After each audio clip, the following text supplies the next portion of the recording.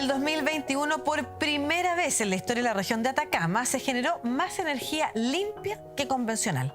Alcanzó un 53%.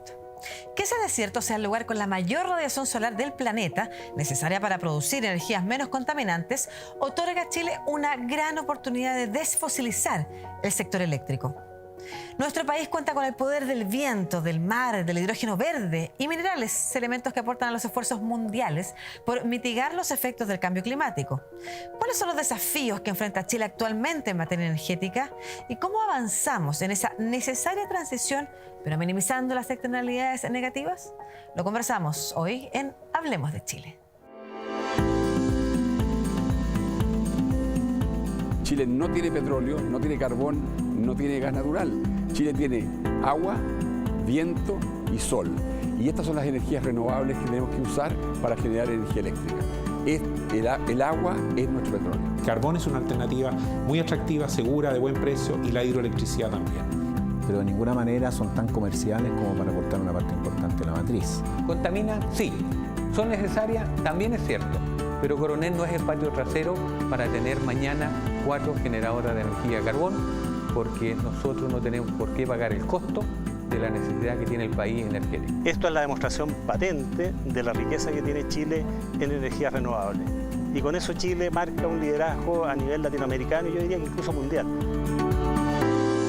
¿Cómo están? Bienvenidos, bienvenidas a este programa Hablemos de Chile, programa que hacemos en conjunto entre la Pontificia Universidad Católica de Chile y 13C. Hoy conversando sobre matriz energética, sobre energías renovables, sobre hidrógeno verde, litio, sustentabilidad, transición justa, una serie de conceptos que vamos a conversar con nuestros invitados e invitadas, ¿no es cierto?, que tenemos hoy día en este programa. Parto por Analía Rojas, que es economista, directora ejecutiva de la Asociación Chilena de Energías Renovables y Almacenamiento Acera. ¿Cómo estás, Analía? Muy bien, muchas gracias, muy contenta de estar hoy día acá. Muchas gracias a ti también por estar aquí. Y estamos también con Patricio Lillo, que es académico de la Escuela de Ingeniería UC y director de la Unidad de Tecnologías del Hidrógeno. ¿Cómo estás, Patricio? Bien, muchas gracias por la invitación. En este día primaveral que parece de verano. Claro. A propósito de lo que vamos a conversar. Claro, estamos efectivamente con temperaturas un poquito altas y eso tiene que ver con, no un poquito, más que altas, con parte de lo que vamos a conversar, ¿no es cierto? Cómo avanzamos una transición, no solamente porque puede ser una buena oportunidad económica para el país, sino que además porque el mundo necesita avanzar, al parecer, en energías renovables. Pero primero,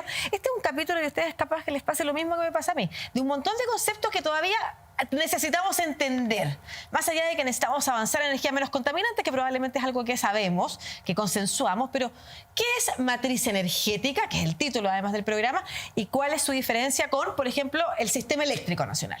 Muy importante la definición, fíjate, y recurrente además en nuestras conversaciones entre especialistas, entre académicos y también para el público en general. Cuando hablamos de matriz energética estamos hablando del conjunto de energías que de alguna forma vienen a solucionar, ¿cierto?, nuestra demanda para solucionar dos problemas básicos. La energía, ¿qué es lo que produce? ¿Calor o movimiento?, ¿no? Y ese es el paradigma energético por el cual la humanidad, ¿cierto?, y especialmente después de la revolución industrial, comenzó a fosilizarse, o sea, a utilizar energéticos fósiles que de alguna forma prestaban, ¿cierto?, la solución a esta necesidad, ¿cierto?, de generar o calor o generar movimiento. En la historia de la humanidad han habido, fíjate, varias transiciones energéticas en ese sentido, desde la más primaria, ¿no?, de la primera utilización del fuego, claro, en base a madera. Luego fuimos descubriendo otros energéticos hasta que finalmente, y a partir específicamente de la revolución industrial, empezamos a usar específicamente los combustibles fósiles y especialmente uno, el carbón, ¿verdad? Entonces, eso da cuenta de una serie de usos en nuestra matriz energética que nos sirve para el transporte, la industria, para la calefacción y también para la generación de el punto, ¿cierto?, más importante del punto de vista además de las emisiones, que es hoy día la generación eléctrica, ¿no? De dónde entonces nosotros generamos las distintas necesidades que satisfacen la electricidad, es también a partir de varias fuentes distintas de energía, y una de esas, o la más hoy día importante, ¿cierto?, dentro de la problemática de emisiones, son las energías fósiles. Entonces, la diferencia entre canasta energética para distintos tipos de usos consumos energéticos, ¿cierto? Y en uno de ellos las necesidades de la matriz eléctrica, que es para generar electricidad. Perfecto. La canasta energética, entonces, es aquella a la que contribuyen distintos combustibles, materiales, tecnología, carbón, energías fuentes. renovables. Sí. ¿Cuáles son las que se usan en Chile, Patricio? Primero, Sí. un pequeño antecedente como contexto general, complementando lo que dice Analía, y es que necesitamos energía. Al parecer, todavía como civilización, no hemos sido capaces de desligarnos del consumo de energía para alcanzar estándares de desarrollo. Entonces, si miramos la historia del ser humano, vamos a ver que en la medida en que va desarrollando tecnología que le permite hacerse de esos recursos energéticos, su estándar de vida, su calidad de vida ha mejorado.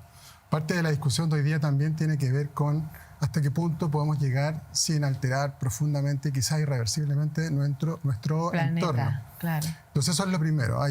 Lo que quiero señalar con O eso sea, es el que- equilibrio, perdón, entre el desarrollo Exacto, eso, y el cuidado del entorno. esa es parte fundamental de la discusión Sí. de por qué estamos hoy día también hablando de este tema, porque Súper lo que está en importante. juego también tiene que ver con los estándares, la calidad de vida a la que hemos alcanzado o con la que nos hemos acostumbrado. Entonces, parte de la discusión también tiene que ver con el sentido último de utilizar esos recursos tecnológicos, de utilizar esos recursos energéticos para vivir, digamos, nuestra vida Y estamos hablando contemporánea. de incluso cosas como encender la calefacción, encender el aire acondicionado, incluso la cantidad de plástico. Ese es otro tema también que hemos tratado acá, pero esas cosas que nos parecían cómodas y que hoy Exacto. entran en tensión con nuestra habitabilidad. Exacto. Entonces, quiero hacer el énfasis que hemos alcanzado un punto de consumo de energía nunca antes visto. Nos vamos a detener en las emisiones de gas de efecto invernadero, pero eso está asociado a los niveles de consumo de energía que hemos alcanzado. Claro. Un ejemplo un poco freak, con lo que hoy día la energía que se necesita para hacer esta camisa, alguien en el medioevo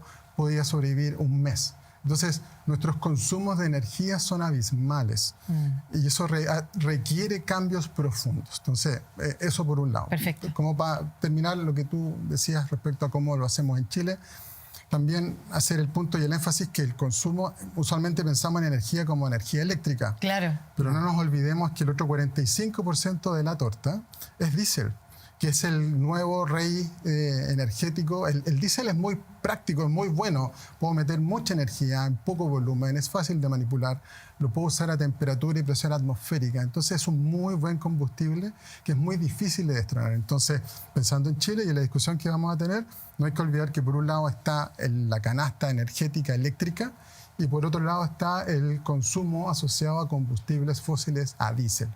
Y de Perfecto. otros sectores, además. Jesús, quería preguntarle, en Chile, ¿qué energías son las que se ocupan y cuáles tenemos a nuestra disposición también a la hora de pensar en transición?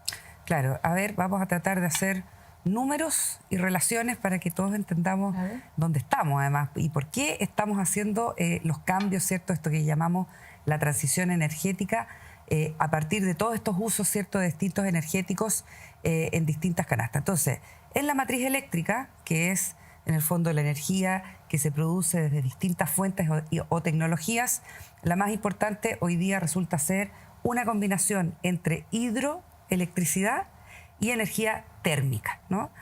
Las energías renovables hoy día también están presentes en la matriz eléctrica, son aproximadamente 1/3 de esto que nosotros llamamos la capacidad instalada, o sea, de cuánto es la capacidad que tiene eléctricamente una matriz de generar electricidad.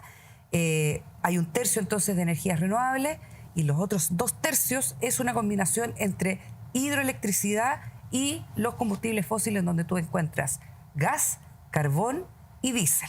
Ahora, esos energéticos se utilizan en distintas medidas y en distintas intensidades, dependiendo de la época del año, si hay más o menos agua, por ejemplo, que está muy asociado evidentemente al ciclo hidroeléctrico, ¿cierto?, o hidrológico que tienen los países en general.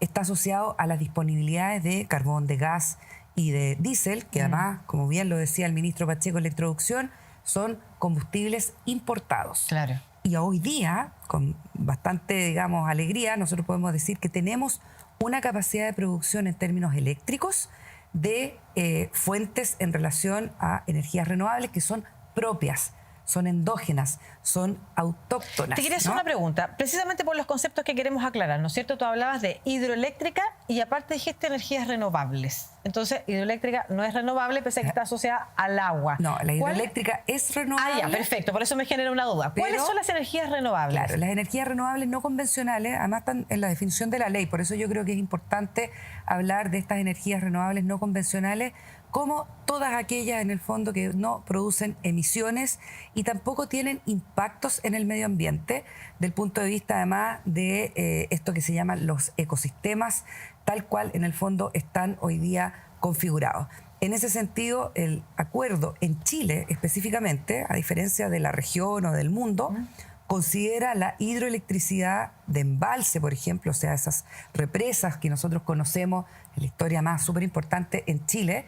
Esas represas efectivamente tienen una consideración de energía renovable convencional. Perfecto. A diferencia de la energía renovable no convencional, que incluye la energía solar, la energía eólica, el biogás, la biomasa, la concentración solar de potencia, otras energías como la mareomotriz, que hoy día en Chile todavía no somos capaces de producir.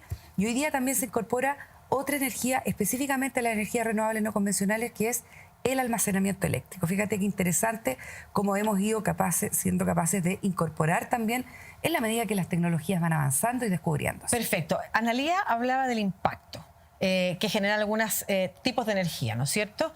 Y que esta supone que no producen impacto, pese a que la instalación, probablemente lo que acompaña, sí pueda generar algún impacto en las comunidades.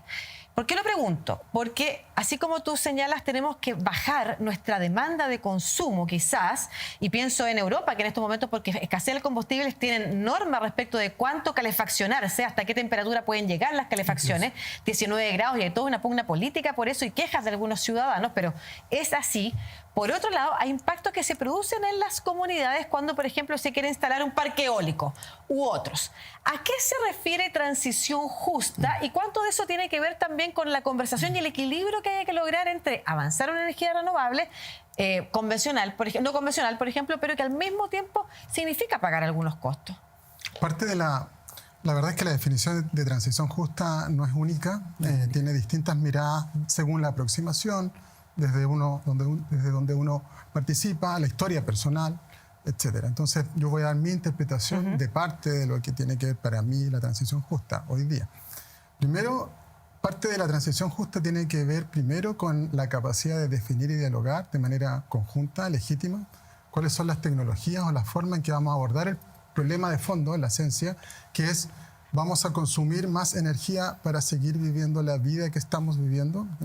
Creo que para mí eso es una pregunta fundamental. También contarte que es muy difícil, la historia ha mostrado que es muy difícil que las sociedades bajen sus consumos de energía una vez que alcanzan cierto nivel de estándar de vida. Entonces, a eso más o menos lo etiquetamos en conceptos de eficiencia energética, pero la intensidad de uso de energía, hay un numerito muy interesante que es la cantidad de energía que se produce en una sociedad, en un país, por persona, por dólar del PIB. Es muy difícil bajarlo. Recién en los últimos 10, 20 años, algunos países en Europa, en Asia, han logrado estancar ese aumento de energía. Eso por un lado. Porque viene lo segundo, dado que vamos a seguir creciendo, aumenta la densidad poblacional, alcanzamos 8.000 millones de personas hace un par de semanas. Mencionado en el discurso de Antonio Guterres en la COP27. Exacto. ¿De dónde proviene esa energía? Y lo primero que digo a propósito de las discusiones que me ha tocado vivir, a propósito del hidrógeno, del que ya vamos a hablar. Ninguna tecnología en particular, especial, nada va a salir de un sombrero mágico. Claro. Todas tienen no impacto. va a generar ningún impacto. Está súper claro. En realidad no sé si está tan claro. Lo que quiero traer a colación es que la discusión hoy día, a propósito de transición justa, es qué tipo de impacto o cómo desplegamos la tecnología en el territorio a fin de lograr la legitimidad que se merece para avanzar en esa dirección que tiene que ver con el desarrollo. También desarrollo entendido de distintas maneras. Uno. Segundo, hay que entender que las energías renovables y renovables no convencionales tienen una característica por esencia que las diferencia estructuralmente de la energía térmica convencional. Entonces, para producir una cierta cantidad de energía en una central térmica, yo necesito un espacio parecido al de, imagínate, algo así como el Estadio Nacional. Con eso yo puedo tener una central que produce una cantidad suficiente de energía para abastecer parte de la ciudad. Las energías renovables no convencionales, viento, sol, agua, requieren muchas veces más espacio para producir la misma cantidad de energía. Entonces, si bien por un lado no son emisoras directas de gas de efecto invernadero, por otro lado requieren una intensidad de uso de suelo que es 10, 20 o hasta 50 veces mayor que una central térmica. Claro. Entonces, parte de la discusión de la transición justa tiene que ver con tener los antecedentes, la discusión y la claridad de que esa transición implica dejar algunas condiciones estructurales, ventajas y desventajas, para optar por otras. Y yo creo que Claro. parte fundamental de la discusión asociada a transición, después podemos hablar de valor, de impuestos, de discusión territorial, pero tiene que ver con entender los pros y los contras de las distintas tecnologías. Súper interesante lo que nos han dicho y súper claro también, pero vamos a ahondar un poquito más en esa conversación sobre cómo avanzamos en este camino de transición y también cómo conocemos más algunos conceptos que se han puesto aquí sobre la mesa, como por ejemplo el hidrógeno verde, que es el litio también. Todo eso en el próximo bloque, al que vamos a volver después de una pausa, pero antes quiero invitarles a escuchar al ministro de Energía, Diego Pardo, que nos conversa sobre la Política Energética Nacional 2050. La planificación a largo plazo tiene dos grandes objetivos. Por un lado, encontrar mecanismos que, manteniendo la sostenibilidad que ha caracterizado las políticas de las últimas décadas, también entreguen flexibilidad al sistema. Entonces, capacidad de producir en ciertas horas determinadas y no, de alguna manera, que la producción de electricidad esté determinada por la hora del sol o la disponibilidad del viento.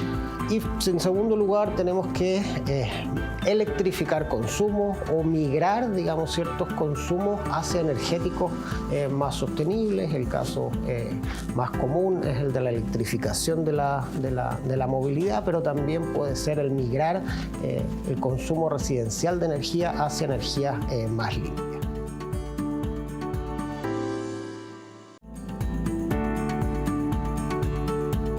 De regreso en este capítulo de Hablemos de Chile, en el que estamos conversando de matriz energética, de transición justa, de energías renovables, de sustentabilidad, con nuestros invitados, Patricio Lillo, académico de la Escuela de Ingeniería Universidad Católica y director de la Unidad de Tecnologías del Hidrógeno, y con Analía Rojas también, que es economista, también estudiaste en la Católica. Así es, mi alma mater. Y eres directora ejecutiva de la Asociación Chilena de Energías Renovables y Almacenamiento, ACERA.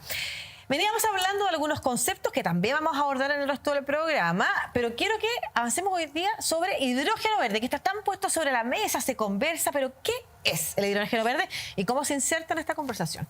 El hidrógeno verde lo aprendimos en las tablas periódicas de química. Arriba a la izquierda hay un elemento, el más chiquitito. No sé. Yo lo aprendí. Puede ser que me costó, pero lo aprendí. Es un elemento, el más, entre comillas, sencillo del universo, el más abundante, y tiene una particularidad, y es que posee mucha energía, como, eventualmente como un combustible. Intuitivamente la gente puede creer e intuir que es un combustible que prende, que igniciona, que se puede generar una combustión, pero aquí viene la gracia, y es que también el hidrógeno puede ser utilizado para producir energía eléctrica. Si yo lo meto en una cajita mágica, que se llama celda de combustible, yo puedo tomar hidrógeno, tomar oxígeno atmosférico y dentro de esta caja mágica producir energía eléctrica. Eso es uno de los grandes usos y por qué el mundo también en parte está mirando el hidrógeno como parte complementaria de la electromovilidad. Perfecto, pero perdón, cuando dices, Patricio, que no se enciende, que no combustiona de esa forma, es porque es ahí entonces que está el que es menos contaminante. Si eso no es contaminante, depende del origen de este hidrógeno. Ya, por un lado, estábamos discutiendo el uso. Yo vengo a dar luces sobre que, ojo, que el hidrógeno no es solo quemarlo, y es parte del atractivo que tiene, es utilizarlo para producir energía eléctrica. Perfecto. Si eso no contaminante va a depender de cómo se produce. Hay muchas formas de hacer hidrógeno, pero ¿por qué hoy día en Chile estamos hablando de hidrógeno verde? Es porque hay una forma en particular. Y es que yo puedo tomar el agua y aplicarle mucha energía y romper los enlaces de esa molécula. En general, en la naturaleza las cosas funcionan así. Si yo tomo algo y le pongo mucha energía, se rompe. En el caso del agua pasa lo mismo. Yo puedo aplicar mucha energía eléctrica al agua y puedo romper la molécula de H2O. Entonces, por un lado tengo oxígeno y por otro lado tengo hidrógeno. Y si la fuente de energía eléctrica que produce ese hidrógeno, que después yo puedo utilizar en un vehículo para moverlo con un motor eléctrico, es una fuente de energía renovable limpia. Ese Como el hidrógeno agua. tiene un ciclo como molécula que se considera no emisor de gases de efecto invernadero, y ese es el que llamamos hidrógeno verde. Perfecto. ¿Y cuáles son las condiciones que tiene Chile para esa producción? Importantísimo, fíjate, a propósito de la importancia que hoy día tiene en la discusión pública el hidrógeno verde, que es un vector de energía, ¿no? Un vector que es capaz de transportar, almacenar y también producir energía. Hoy día la razón fundamental por la cual estamos en esta conversación es nuestra dotación de energías renovables. Antes que cualquier otra cosa, lo importante entonces es el costo que vamos a tener o que tenemos como condición país para producir energías renovables, para que a partir de esas fuentes entonces se produzca esto que llamaba Patricio la separación, ¿cierto?, de la molécula de hidrógeno de las moléculas de oxígeno. Eso se llama la electrólisis, ¿no? Es el proceso por el cual se separan estas moléculas, y ese proceso, cuando es alimentado por energías renovables, entonces el proceso completo decimos que es un proceso, ¿cierto?, libre de emisiones, porque viene alimentado por energías renovables. La competitividad entonces de nuestras energías renovables es lo que va a hacer a Chile probablemente un país dentro del concierto internacional muy relevante en la producción y también la exportación de hidrógeno verde. Perfecto. Ahora, para eso quedan años todavía. Seguramente, fíjate, te escuchaba hablar del uso del hidrógeno para la producción eléctrica. Antes que eso, es más competitivo de producir energía eléctrica con el sol, con el recurso eólico también y con hidroelectricidad, porque todavía el trecho es un poco largo. ¿Tú compartes eso? Sí, lo que está escribiendo Analía es el hidrógeno es un vector energético. A propósito de los conceptos que hay que tener claro para esta discusión, transición justa y los elementos conceptuales para tener esta discusión. El hidrógeno es una fuente de almacenamiento de energía. Una sociedad no puede sobrevivir únicamente con hidrógeno porque necesita un energético primario en la base que se utilice para producir hidrógeno. Entonces, en ese sentido, es más parecido a lo que podría ser el diésel, por ejemplo, o al rol que juegan las baterías, que almacenan energía, por ejemplo, producida radiación electromagnética del sol. Entonces, el rol del hidrógeno es un nicho y es particular. Es a propósito del comportamiento intermitente de la energía renovable no convencional, solar, eólica, tomar parte de esos excedentes o permitir aumentar los factores de planta, la capacidad de uso de estas instalaciones, tomar estos excedentes energéticos y producir con eso este combustible. Perfecto. ¿Y el litio? ¿Qué rol juega el litio? Es un mineral, pero ¿qué rol juega en esta conversación, Analía? Bueno, el litio como uno de los minerales importantes, ¿cierto?, para la transición energética, y además con una dotación importante dentro, de nuevo, de los recursos naturales que tiene Chile para no solamente hacer transición energética, sino para el bienestar y el desarrollo, ¿cierto?, del país. Resulta ser fundamental como uno de los elementos claves para la producción de algo que llamamos almacenamiento, el almacenamiento eléctrico, que es, fíjate, la capacidad de trasladar la producción de energía que se hace en un momento del tiempo para que sea consumida en otro momento del tiempo. En ese sentido, el almacenamiento eléctrico crucial dentro de las identificaciones de las tecnologías que nos van a permitir reducir emisiones. Esa es la discusión de fondo. Aquí nosotros, el hidrógeno, las energías renovables, el litio, el aluminio, el silicio, el cobre, todas ese conjunto de elementos van a ser parte de este propósito global, ¿cierto?, Claro. que se llama la reducción de emisiones para evitar el calentamiento global, ¿cierto? Un tema que es crítico. el punto de fondo de la discusión. Es un tema crítico hoy día en la discusión, lo introdujo ya Patricio cuando hablaba de los calores, las temperaturas que estamos alcanzando. Efectivamente, es una oportunidad también de Chile de aportar al mundo, pero también es una oportunidad para el desarrollo de este país, ¿no es cierto? Avanzar en estas tecnologías, en estos minerales, en estas energías, el desarrollo que es nuevo, incluso para el planeta, ¿no es cierto? Y ahí yo quisiera saber, y esta pregunta la voy a dejar planteada para los próximos bloques, ¿cuál es el rol que los distintos actores van a tomar? El mundo público, el conocimiento que se genera en Chile y el mundo privado. A propósito de eso, quiero introducir a Claudio Siva, que es el presidente de las generadoras de Chile, para ver este testimonio sobre efectivamente el rol que pretenden jugar en esta conversación. Chile este año, luego de una tramitación que se inició en el gobierno anterior, promulgó la Ley Marco de Cambio Climático, que fija como meta país la carbono neutralidad, que es aquella meta que tenemos que alcanzar para intentar contener el cambio climático y el aumento de temperatura. Y eso implica que aquellas industrias, como por ejemplo nosotros como Industria de Generación, hace algunos años hicimos un acuerdo, que concurrimos voluntariamente, pero una vez hecho un acuerdo que nos compromete a cerrar el carbón en Chile.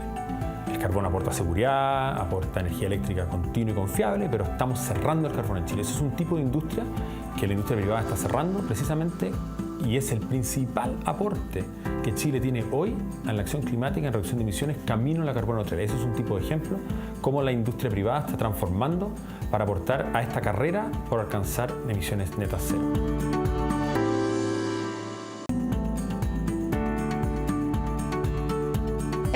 Aquí en Hablemos de Chile, programa que hacemos entre la Pontificia Universidad Católica de Chile y 3CC. Hoy tenemos de invitados a Patricio Lillo, a Analía Rojas, y tomamos contacto de inmediato a través de videollamada con María José López, que es la directora de Asuntos Corporativos de Grupo Cerro, compañía que ha instalado en el desierto de Atacama la primera planta termosolar de Latinoamérica. ¿Cómo estás, María José? Muy bien, Lucía, muchas gracias por la invitación. Bueno, y a simple presentación nos habla de lo innovador que es esto, ¿no es cierto?, y la oportunidad que significa también para el país. Cuéntanos primero, ya que estamos hablando de conceptos que son importantes de entender, ¿qué es termosolar? ¿Qué es una planta termosolar como Cerro Dominador? ¿Y qué representa este proyecto para la transición energética del país? Una planta de concentración solar o termosolar, bueno, es una planta que funciona con la energía del sol, pero tiene la particularidad de generar día y noche, las 24 horas.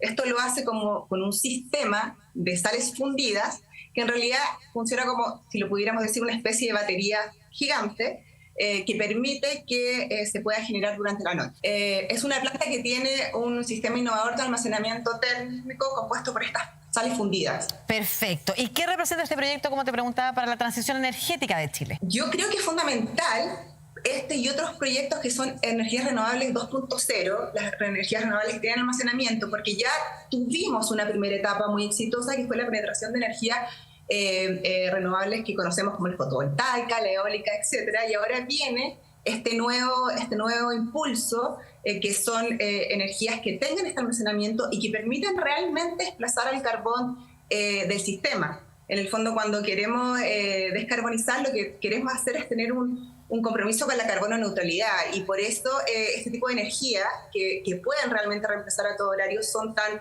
relevantes para esta transición. Perfecto, María José. Y finalmente, ¿cuáles son los desafíos que enfrentan este tipo de proyectos para poder implementarse? Creo que el desconocimiento los primeros siempre es un gran desafío porque, bueno, tienes que evangelizar mucho. Me imagino que todos los proyectos que son únicos e innovadores, los primeros siempre empiezan con ese tipo de problemáticas, y otro que la regulación tiene que acompañar y en el fondo ir un poco más rápido, porque esta tecnología y estos proyectos están ahora, no son para el futuro. No son que soñemos con lo que va a pasar más adelante, que concuerdo con lo que dijeron los panelistas de hidrógeno verde, sino que está hablando de lo que está pasando hoy. Entonces, ¿por qué si ya lo tenemos no hacer como país, como gobierno, un mayor impulso en este tipo de tecnología? Perfecto. María José López, directora de Asuntos Corporativos de Grupo Cerro, muchas gracias por esta conversación sobre la primera planta termosolar de Latinoamérica instalada en el desierto de Atacama. Muchas gracias. Muchas gracias a usted, encantada. Patricio, a propósito de lo que decía María José, nos sirve para hablar de los roles, ¿no es cierto? ¿Qué rol juega cada uno de los actores que puede estar involucrado en esto? Por ejemplo, el conocimiento científico que viene desde la investigación académica. Por ejemplo, el mundo público, ella hablaba de las regulaciones. Por ejemplo, la inversión privada. A mí me gusta ver esto, y usualmente las discusiones nacen en este tono, de que esta oportunidad es un desafío y es un problema o una oportunidad que es más grande que cualquier cosa que nosotros por sí solos pudiésemos resolver. A propósito de tu ejemplo sobre la Internet. Claro, que lo estábamos conversando delante en comerciales. En este sentido, esto es bastante parecido. Cada uno de nosotros actuando por separado no va a poder resolver y enfrentar este problema por sí solo. Permítanme la metáfora futbolística. Adelante, frente a nosotros está el diésel. Aquí estamos todo el resto de las tecnologías que emiten gases de efecto invernadero, y aquí estamos un montón de jugadores y jugadoras jugando distintos roles. Por un lado está la parte tecnológica, hay algunos aspectos que están resueltos, otros tienen que resolverse. Hay cuestiones estructurales de cada tecnología que también tienen que ubicar sus posiciones naturales. Por ejemplo, el hidrógeno verde no es para todo, tiene ciertos nichos que debiese ocupar naturalmente. Hay cosas que están resueltas, otras no. Por otro lado están las relaciones comerciales, cuestiones contractuales, si quieres, administrativas incluso, que hay que resolver, que también está en desarrollo en Chile y en el mundo. Por otro lado está el rol del Estado, del gobierno, desde el punto de vista más prosaico, que es el regulatorio, pero también de cómo va coordinando y logrando que todos nosotros podamos jugar y mostrar nuestro mejor juego frente a este rival. Esto aplica tanto para el hidrógeno verde como para cualquier otra tecnología. Pero hay dos características que tienen que estar presentes para que este partido funcione. Tiene que haber algo que nos mueva, que no haga que todos subamos, bajemos, vayamos a buscar esa pelota. Y es que, primero, tiene que haber un convencimiento de que somos posibles de hacer. Y cuando digo esto no me refiero a la trivialidad de nosotros como entes naturales, privados, convencernos. Nosotros como sociedad estamos convencidos como país, como Chile, de que somos capaces de enfrentar este desafío, y ahí el capital humano, la formación del capital humano juega un rol fundamental. En este plano lo podemos ver aplicado, pero es una cuestión transversal del país. Y segundo, tiene que ver con que estamos en una época muy particular, venimos saliendo de procesos sociales muy complejos, con una gran historia detrás, digamos, que me gusta verlo también como que tenemos frente a nosotros una oportunidad de hacer las cosas de una manera distinta. Tomando lo mejor de lo que se ha hecho en otros roles y aplicar eso, buscando esa legitimidad en el despliegue territorial. Y tanto para las energías renovables convencionales, no convencionales, y el hidrógeno, ese tiene que ser un sentido que nos mueva en la instalación de estas tecnologías. Ahora, tenemos un aspecto positivo, Analía, y se menciona desde distintos mundos de que, como pocas, esta parece ser una política de Estado en la que distintos actores están confluyendo efectivamente en la posibilidad que significa esto para Chile. Tanto las distintas fuerzas políticas alineadas, de hecho, todo lo que tiene que ver con hidrógeno verde, con litio, ha sido también un tránsito que han atravesado distintos gobiernos, y por otro lado, la participación también de los distintos actores del mundo privado, en conjunto con el mundo público. Parece que estamos en la línea correcta, al menos. Hay una oportunidad, hay un piso para avanzar en lo que señala Patricio. Claro, Lucía, mira, yo creo que uno de los puntos altos del proceso de transición energética en Chile es que los actores están todos apuntando a la misma dirección. Y en el largo plazo, ¿cierto?, en esta mirada al 2050, de la carbono neutralidad, de la descarbonización, que, ojo, no significa el retiro del carbón solamente del sector eléctrico, sino descarbonizar, o sea, disminuir las emisiones de carbono. Eso también es algo conceptualmente muy importante para diferenciar y que lo aprendamos. Pero ahí estamos todos de acuerdo, ¿verdad? Distintas instituciones. El Parlamento, fundamental para empujar señales regulatorias, las leyes, las normativas, ¿cierto?, que van a hacer que los agentes luego, privados y también públicos, hagan lo que tengan que hacer, ¿no? La transformación que nosotros tenemos por delante, fíjate que es la más importante a nivel de la humanidad. O sea, esto de la transición energética no es solamente dejar de hacer una cosa y hacerla de otra forma, porque sí, tenemos una tarea importantísima, que es la reducción de las emisiones. ¿Por qué? Para evitar el sobrecalentamiento del planeta Tierra en este límite, que también fue un acuerdo público-privado, ¿cierto?, si uno lo quiere mirar así, de esto que llamamos las conferencias de las partes o las COP. Claro. ¿no? El Acuerdo de París allá en el 2015 dijo, mira, si el planeta se recalienta entre 1,5 y 2 grados, vamos a estar en problemas. Los ecosistemas van a cambiar para siempre. Se va a perder la biodiversidad de la vida tal cual la conocemos hoy día. Por eso es lo que estamos haciendo. Y lo bueno es que además esa conversación ha dejado de ser solamente tema de los ambientalistas, estamos hablando de la economía, los ministros de finanzas, y no solamente los técnicos. Claro, también. Aquí estamos todos, mira, este programa, por ejemplo. Me tengo que ir a la pausa. Este programa es fundamental porque estamos conversando de algo que no está Analía, siempre dejarte la oportunidad de que nos vayamos a la pausa para que al final construyas esa reflexión, que es súper importante la construcción de esta conversación. ¿Por qué estamos conversando de esto? Y algo que nos queda pendiente, ¿cómo avanzamos hacia ese 2050? Paliando las ventajas, las desventajas, lo que decíamos, las externalidades en ese marco de la transición justa. No se mueva de las pantallas de 13C.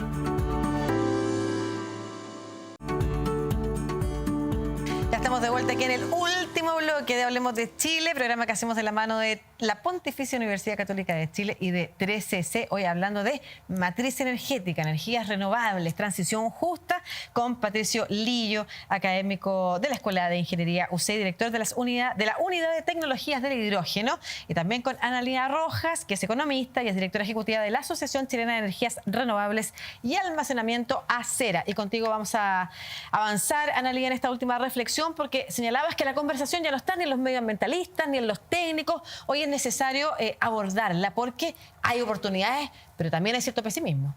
Claro, hay preocupación en el mundo en general, diría yo, a partir del diálogo que se ha tenido además en varios años, esto de cómo hacemos para reducir las emisiones de los gases de efecto invernadero, que son los que están causando el efecto invernadero, valga la redundancia, pero que en el fondo hace que el planeta se esté sobrecalentando.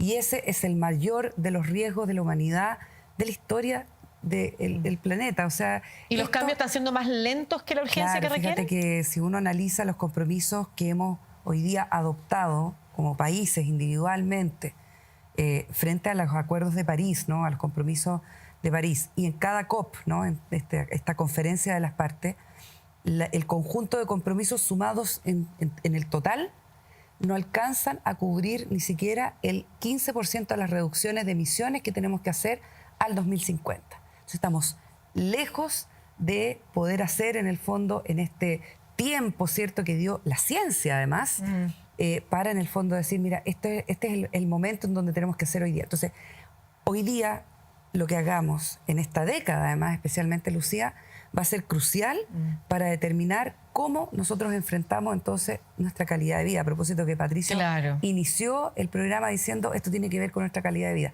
Esto también es importante para nuestra calidad de vida, es lo más importante. Ese equilibrio, efectivamente, y cómo podemos avanzar más rápido, y para eso la conversación que sostenemos y cómo la comunidad empuja esos cambios, por ejemplo, regulatorios u otros que son relevantes, al menos en nuestro país contribuyen. Y desde ese punto de vista, la conversación sobre las externalidades, sobre lo que hay que poner sobre la mesa, ¿no es cierto?, qué es lo positivo, qué es lo negativo, también es fundamental. Hablamos de transición 2050, pero los próximos periodos, ¿cuáles son los desafíos de una transición justa? Desafíos un montón, y como contexto, dos cosas. Uno, usualmente aparece el punto de transición justa, Chile, ¿qué rol tomar? Sí, me ha tocado conocer esa sensación de oportunidad como polo de desarrollo, el hidrógeno verde, por ejemplo, la energía solar y eólica, pero no tenemos que olvidar del sentido último de esto, que es la descarbonización. Y por otro lado aparece siempre la discusión, somos el 0,24% de la población, el 0,23% de las emisiones. Entonces, de verdad vamos a marcar una diferencia, y solo un punto de perspectiva es que la verdad es que esos son los promedios, pero si cada uno de nosotros hiciéramos nuestra propia huella de carbón, los indicadores son bastante altos. De hecho, somos probablemente el país más carbonizado por habitante por dólar de PIB de Latinoamérica. Si no somos el más carbonizado, somos el segundo. Entonces, tenemos una responsabilidad sobre eso. Lo segundo tiene que ver con el contexto. Los recursos energéticos en Chile son enormes, son fastuosos. Tenemos la mayor radiación solar del planeta, tenemos recursos eólicos insondables en el sur de Chile, tenemos una capacidad geotérmica no explotada, probablemente la más grande del mundo.